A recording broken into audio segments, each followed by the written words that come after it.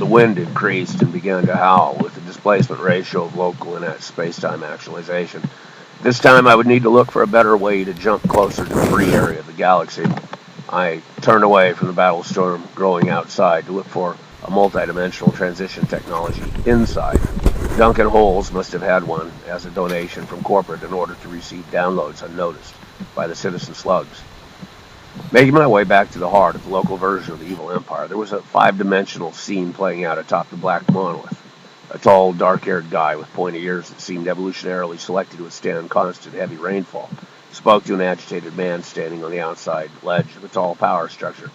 "Step back from the ledge, Jim. It's just not logical. Step back." Jim said, "No, Maslow. I must fight the Clunkon spider bats in the sky. They are cooling to take over the world." Maslow replied, "No, Jim, it's the DTs from all the single malt scotch you've been drinking. It's not logical, Jim. Step back inside, away from the ledge."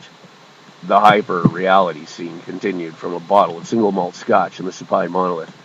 I swiftly walked up to it and kicked the bottle, sending myself into entry within a vortex of space and time. I had entered the twilight zone of n-dimensional refracted space. I was thrown violently through a few hundred dimensions of detached brains in a sequential array as an associate observer of change. It wasn't what I'd wanted. Something like a Luftwaffe of flies as junker bombers buzzing around breakfast swarmed.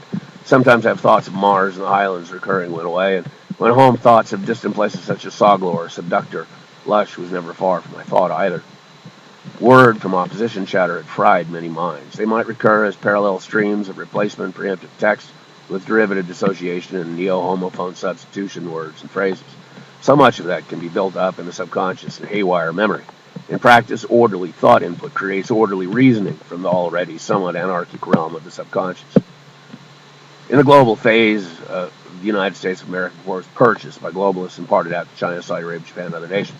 The thought processes of citizens were decohered through dissimulator media broadcasting following preemptive positive word provisioning model of computer programs written for search engines and Nash equilibrium control conditioners.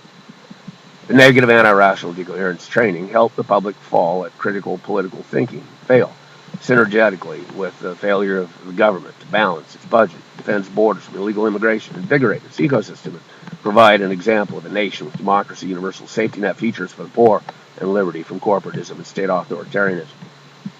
Neither were the people able to comprehend complex topics such as ecological economics. The decoherence timing brought the populace to an easy degradation posture ripe for exploitation